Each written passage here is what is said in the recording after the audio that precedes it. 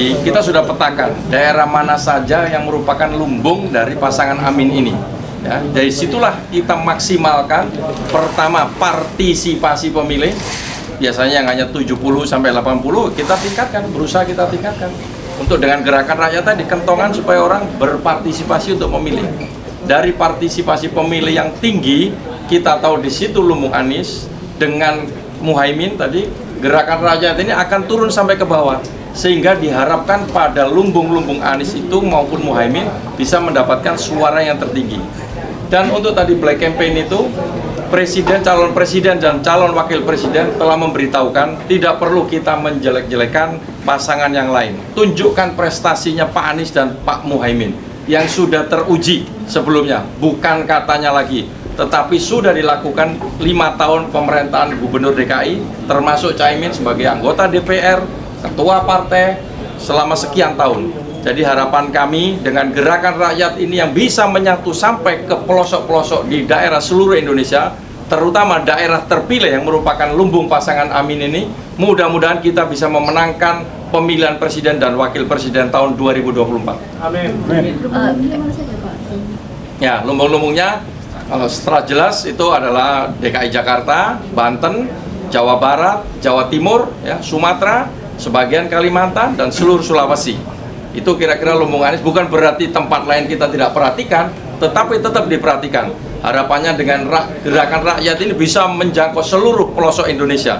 Makanya kemarin kita melakukan gerakan rakyat ini sampai di 88 titik di seluruh wilayah Indonesia. Kalau sebelumnya provinsi, setelah itu 88 dapil atau titik tadi. Berikutnya kita akan menuju ke kabupaten dan terus sampai ke bawah sampai ke TPS. Pak, tadi kan nama Jawa Tengahnya belum disebut ya. Bagaimana nanti penetrasi di Jawa Tengah itu?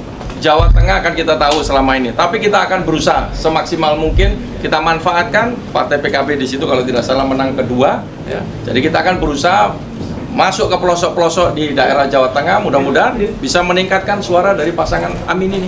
Kira-kira begitu.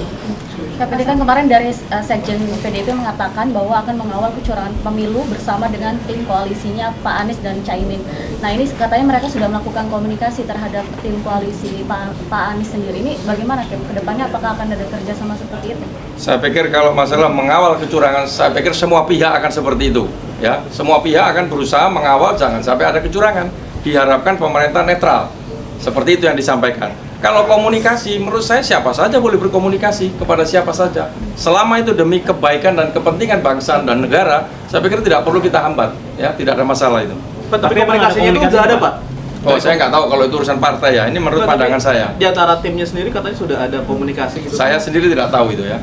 Jadi yang saya tahu bahwa kalau ada komunikasi tidak ada masalah, boleh-boleh saja selama untuk kepentingan bangsa dan negara. Kita tidak membatasi untuk berkomunikasi. Cap, izin tanggapan soal Panglima yang baru saja dilantik pada hari ini. Cap kan itu kan juga bekas komandan pas Pampres Pak Jokowi ya. Itu gimana tanggapannya dari tim Amin?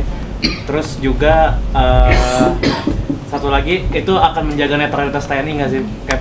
Ya, selama prajurit TNI itu menerapkan Sabta Marga dan Sumpah Prajurit, kita harus yakin bahwa pasti dia akan memegang netralitas. Apalagi Panglima TNI yang baru sudah menyatakan membuat netralitas TNI itu di dalam buku sakunya. Apabila ada prajurit yang melanggar, akan kena pidana. Disitulah mari kita bersama-sama mengawal dan memberitahukan apabila ada pelanggaran-pelanggaran tersebut. Mudah-mudahan hal ini tidak terjadi. Pak, soal ada tambahan? Pak, izin Pak, kemarin kan ada nama Pak Sutrisno Bambang. Udah dijawab itu kemarin. Enggak, tapi ini Pak, ini kan dia kan saat ini posisi masih ya, kemarin udah dijawab oleh Pak Anies. Tapi ya, apakah memang dari kader-kader PAN itu ada yang ditarik juga gitu Pak? Misalkan akan mendukung Pak Amin gitu. Nah, kita nggak akan narik-narik kita ini. Ya ini karena dari hati, jadi siapapun yang mendukung Pak Anies selalu membuka lebar-lebar. Siapa yang mau bergabung dengan pasangan Amin kita welcome. Tapi dari Pak Sutrisno Bambang itu membawa pasuk dari kader-kader PAN juga nggak sih Pak? Wah, saya tidak tahu itu ya. Saya tidak ngerti itu. Sip. Ya, terima kasih. Terima kasih ya. Oke. Cukup ya, teman-teman terima kasih. Terima kasih Pak Genta.